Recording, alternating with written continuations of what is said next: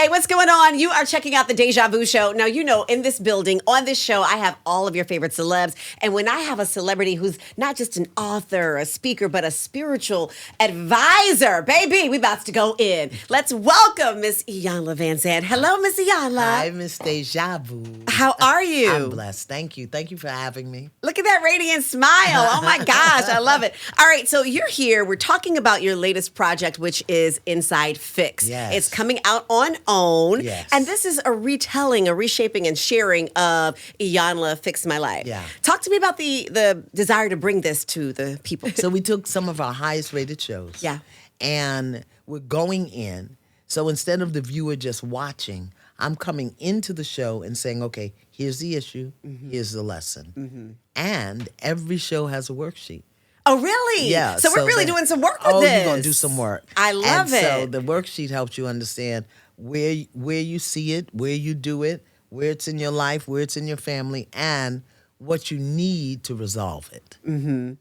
When you're looking back at these things now, are you getting a new re-enlightenment like, oh, well, this is also something? Are you picking up elements of things as well? Because things are so... Listen, when we did Fix My Life, Prince was still alive. Oh, my gosh. You know, so the iPhone 5. Are you kidding? And we're at what, 17? Yeah. So we are looking at the same issues with different eyes, different information. Yeah. So what are some of the ones we're going to see? We'll be seeing the DMX one, the Evelyn Lozada one. What will we be checking out? Actually, they're not in this round. Really? Neither DMX or Evelyn Lozada. Okay. You'll see the 6 brown chicks. Yeah. Because each show that we're looking at has an issue that is relevant today. Mm-hmm. Women in breakdown. You know, that's all over the internet. Yes. And how we handled it back then, just pull their content down and don't speak to them. It's very different than what happens today. Yes. Family issues. You know, now it's called intergenerational living, where the grandma and the family. Back then, you know, everybody had their own separate house. And when they came together, the skills that were required to do intergenerational living, people didn't have. Much more talk about mental health today. Yeah, and you know, I love that because there's so much more words that we have, that we've been given, the verbiage to be able to express ourselves. Before we didn't know that we could say it was even mental health or you know, proclaim, I have some things going on. People would look at you like you were crazy. Right. Now everybody has a trauma bond and a trauma wound. Right. And now we can identify narcissists by name. Girl, come on. Are we talking about folks that we know out here? So it's much easier today for people to be able to see themselves in the stories. And you said that Fix My Life went off, what, 6 years ago? Yeah, 7 years ago? That was like at the top of the pandemic? It was right before the pandemic. What do you think has changed and shifted in us, just speaking to mental, since then, and how can we address it? A lot of people are lonely. People are very lonely. A lot of people are grieving. Yeah. And don't really know how to process the guilt. Yeah. We've become a lot more divisive. Things that what do we divide attribute us. that to? Just society in general? Or do you think it had an impact because of what we saw during the pandemic? I think that how the pandemic was handled. Right. So many different things, and in addition to what's going on right now today in the world. It's okay to be upset with somebody and cuss them out publicly and then not be held accountable for what you've said or done. You know, how do we bring that accountability back, though? That's a part of growth and healing, what you talk about on the show, but also in your book, Spiritual Hygiene. Spiritual Hygiene. The inside fix is spiritual hygiene. Yeah. Fix your inside so that your outside can have a different look, a different feel, a different experience. Yes. So inside fix, we're taking people back into those stories that they loved, the highest rated shows. And we're saying, now let me show you what you're really looking at here. Right. Let me show you. That is the spiritual hygiene. I want to talk about you. Let's go back. Take it back in time. Not nice to talk about people. Talk about you for your face, not behind your back. How did you get into this work? How did you know that this was your life's work? I didn't, actually. I didn't. You know, I'm a criminal defense attorney. Practice right here in New York City. Do you? The Robert Morgenthau in the district attorney's office. I don't think wait a minute. I've read bios and all this. I don't think I even knew that. Are you kidding me? No. And I'm a follower since way back Acts of Faith. Are you kidding me? I went to law school prior to Acts of Faith. I went to City University Law School at Queens College. I was in the inaugural class. Wow. 1983. So you go from law to helping people find and heal themselves. How does that happen? Well, I went to Medgar Evers College in Brooklyn. I'm a Medgar graduate. What happened was, I know now, I went to law school for two reasons. One, to develop my mind. Okay. Because law school is very pragmatic. To learn how to develop my thinking. I had never been trained how to think. I didn't know how to use my mind in a way that would take me from point A to point B. I knew survival thinking. I knew scarcity thinking. I didn't know how to use my mind. The other thing was, I went to law school to learn the distinction between man's law and God's law. So were you already on a spiritual path? Were Yes, you reading absolutely. and looking and searching? I was. And that's why I left law, because I realized that I was a criminal defense attorney. Yeah. In and out of the jail every single day. That's got to be heavy. And what I realized was the prison is the only place on the planet where there's no love. There is no love in the prison. I mean the energy, the essence, the presence of love. You can't survive in that. And I think that's why it breaks down and becomes so animalistic. Yeah, and no recidivism love. is just, So when I left practicing law, I was offered a job training women who were leaving public assistance and going back into the work world, because that's what I did right here in New York City. And the workbook that I wrote for them, do this, do that, do the other, became my first book, Tapping the Power Within. Wow. So your purpose kind of unfolds. Yes. It does unfold if you do what you love, if you do what you're good at.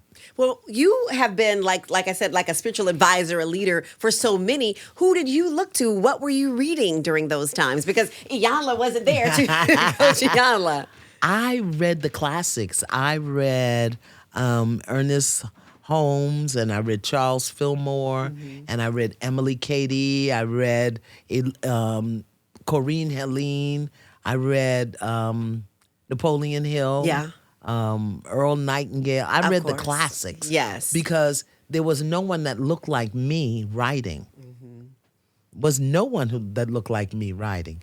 And I think the first thing, Eric Copage wrote Black Pearls. Yes. And then Louisa Tish wrote Jambalaya. And then Iyanla Vanzant wrote Acts of Faith. Come on. I still have my Acts of Faith. I flipped through it because it's classic. timeless. It's classic. It's classic. How did you feel when that hit the #1 on the New York Times bestseller list? You know, it took it 4 years. Did it really? Yeah. But it swept through our community it was fire. The Little Purple Book. Yes. People didn't even know who wrote it. Acts of Faith had a life all its own. I had to run to catch up with it. Really? Yes, it had a life all its own. People would say, "Oh, you wrote the Little Purple Book?" Well, where did you think it came from? It didn't just fall out the sky. People didn't know me. They knew the book. They knew the book. The book got published. So did you go out and start doing your press tour then? And that was pre-internet. Yes, So we didn't have TikTok and Facebook to share all the information out. And it still caught on. And you had a host of black bookstores. Yes. Black Minds right here in Brooklyn. You had in Harlem, I can't even remember the name of it. But there's no bookstores anymore. I know. There's so few because, well, life has changed and shifted. But your message still remains the same. Yeah, I've been consistent. Yeah. I will say that because I'm on purpose. Okay. And I remember Dr. Dennis Kimbrough, who wrote Think and Grow Rich, a Black Choice, said to me, Iyanla, specialize. Don't be all over the place. Get clear about what you're doing. And you have to do it in a way that nobody else does it. And he says, and I want you to get clear, Iyanla. Are you a teacher who writes or a writer who teaches? I said, oh, my God. Wow. And I'm a teacher who writes. I'm a teacher. And teacher, the core of teaching is education. Yeah. Education in the most ancient way is not about putting in, it's about calling out. So that's what I do. I call out. And the reason I write is because I'm create my own curriculum. Acts of Faith, Value in the Valley, Peace from Broken Pieces. Now Faith in the Valley, yes. Faith in the Valley. Get over it. Yeah. Spirit of a Man, Up From Here.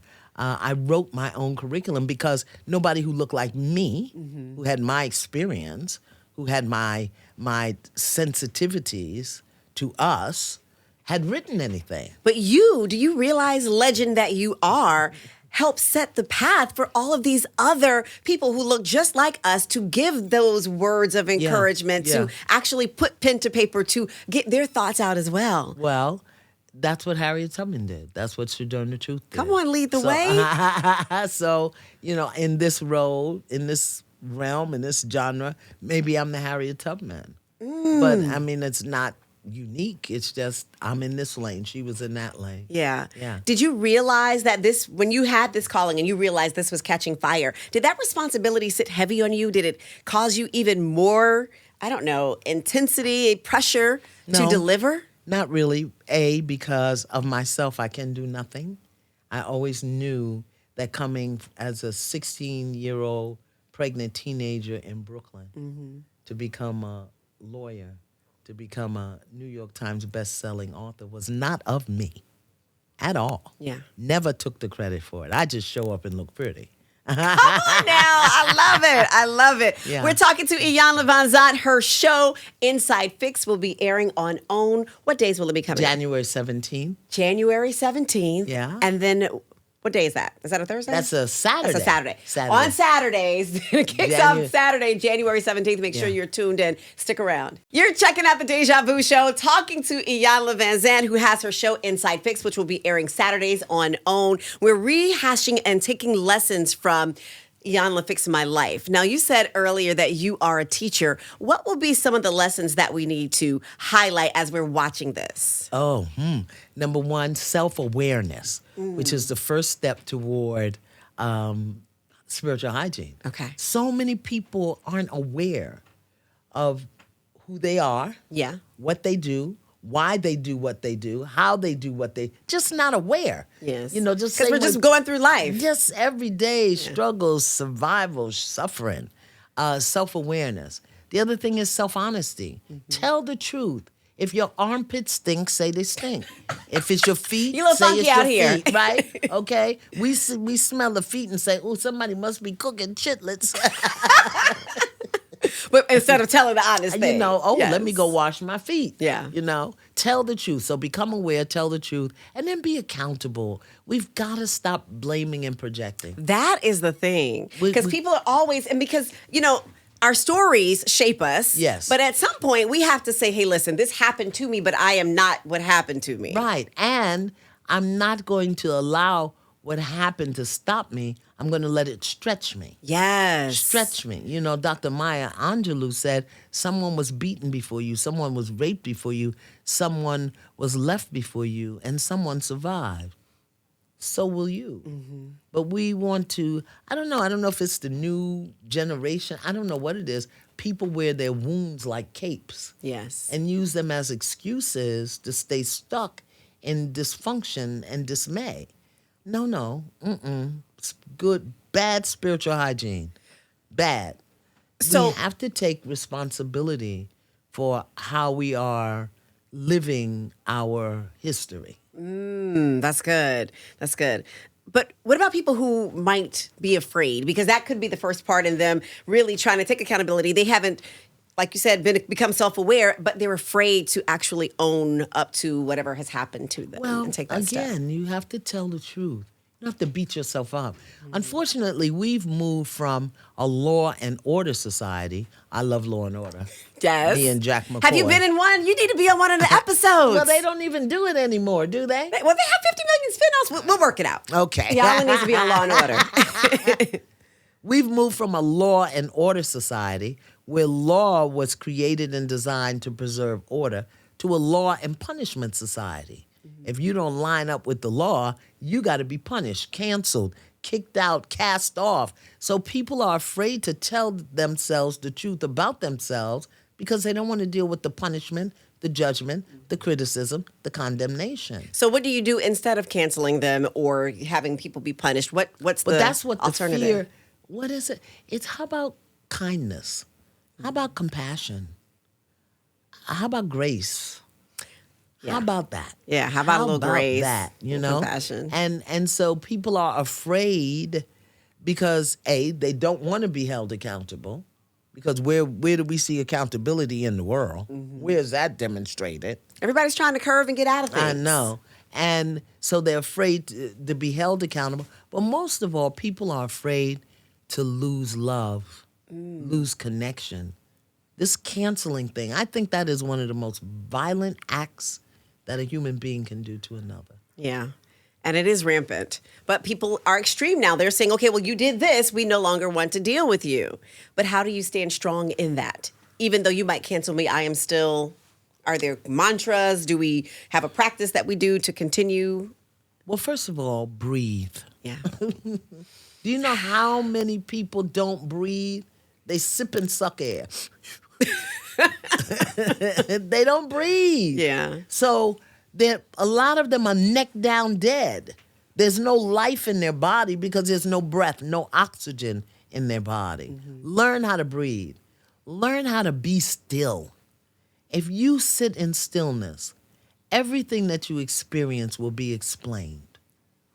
And you'll be able to get the juice, the lesson, the beauty, the power out of it. But we're so busy moving. You're right. The time. I'm guilty of it. I am. And when you are still, you have to deal with you. That's and I right. think that's why people keep moving. Yeah. Because they're afraid, again, the accountability. Yeah. It's all like a cycle. And we're being lured into more and more of it. Yeah. You're sitting at the Thanksgiving table and everybody's on the phone. I can't say anything. But no, we do that. And because we want to take the picture, we want to post, we want to share everything, and then not deal with anything. Right. So we're taught what to do to act like we're okay, as opposed to how to be so we can be okay. Yeah. We're taught to act like it's okay instead of just being. Yeah. Being who we are. So that we can be okay. So that we can be okay. Yeah. Are y'all writing this lesson down? All right, so we're going to be getting the sheets. Will they be downloadable or will yes, you have to they'll sign be up for downloadable. something? You can read them online. They'll be downloadable.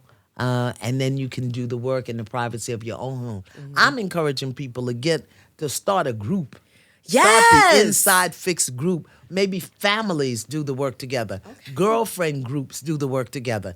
Get those sheets and begin to tell each other the truth about what you see, what you know, what you're missing, what you want, what you desire, because people are lonely. Yes. And we can create community. We can create all sorts of small communities just working through the Inside Fix. I love it. So now Inside Fix, you're going to have your sheets, but this also kind of partners with that as well, spiritual hygiene? I think the Inside Fix is spiritual hygiene. And Spiritual Hygiene, the book, will support you in doing the Inside Fix. Now, did you ever do like an academy or something that we could have signed up for? An entire institute, absolutely.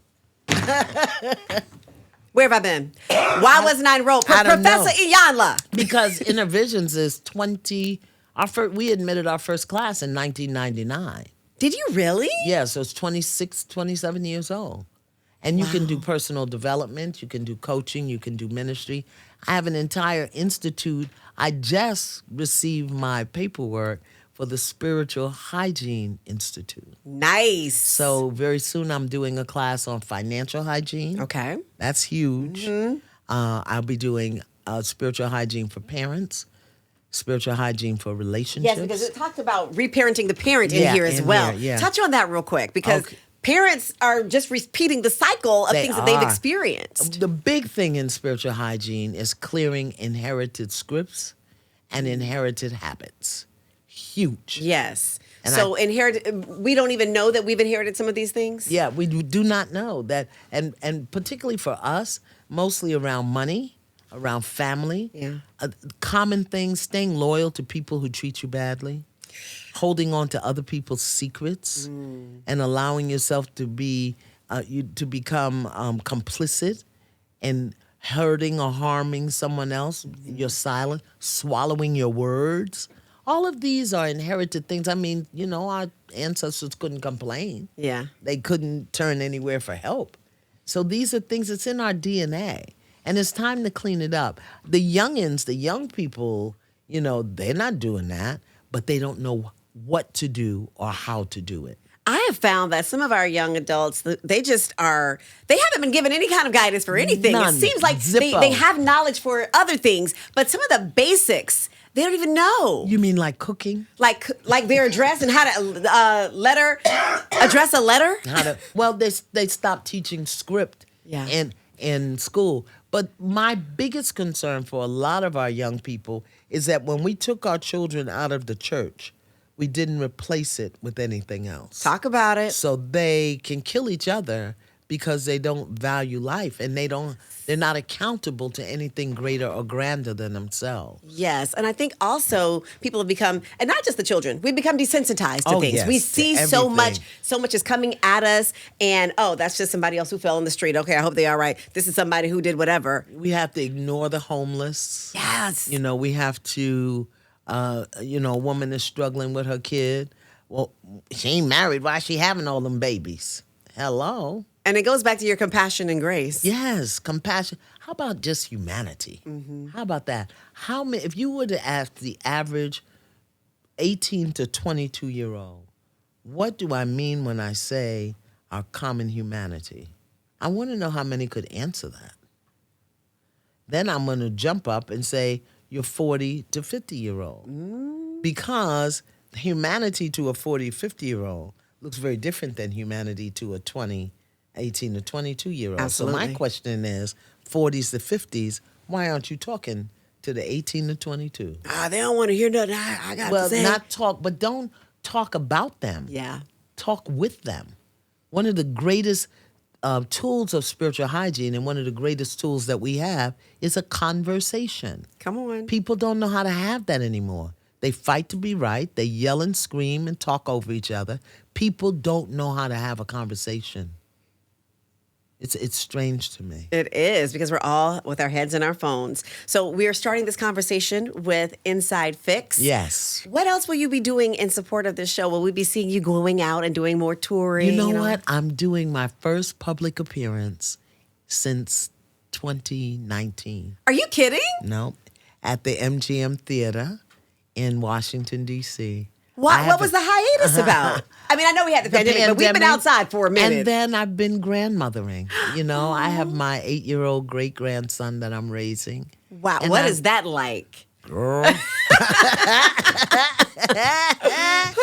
If I have to pick another Applejack up off the floor, I don't know what I'm going to do. So I have 2 dogs, a cat, and an 8-year-old. Oh, my goodness. You know what? It's a blessing. It has youthed me. Mm-hmm.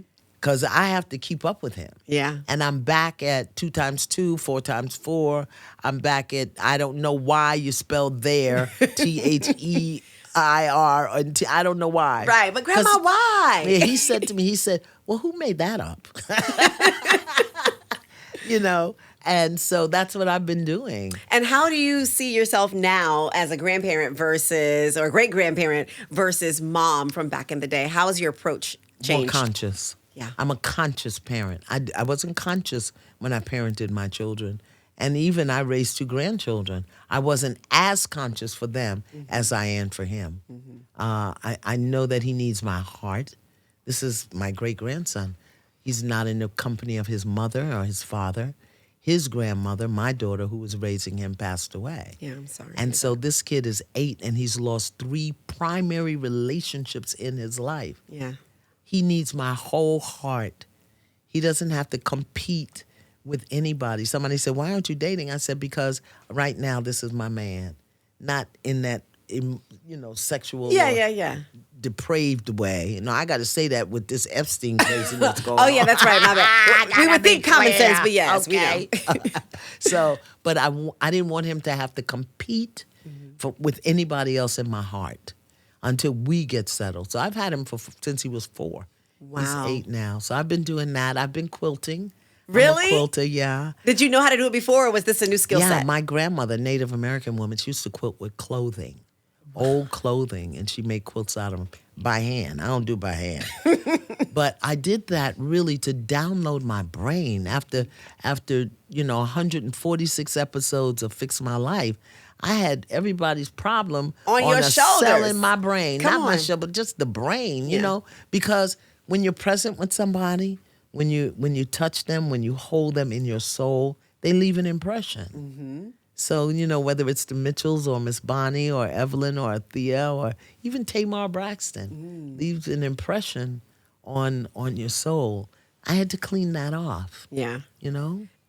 And so now you have your first speaking appearance. What does the future look like for Iyanla? I don't know. First of all, because I'm old, so I forget. That's why you write it down. You got to speak it to the phone. Even if I planned it, I won't remember what it was. You're a mess. I say I don't have dementia. I got depletion.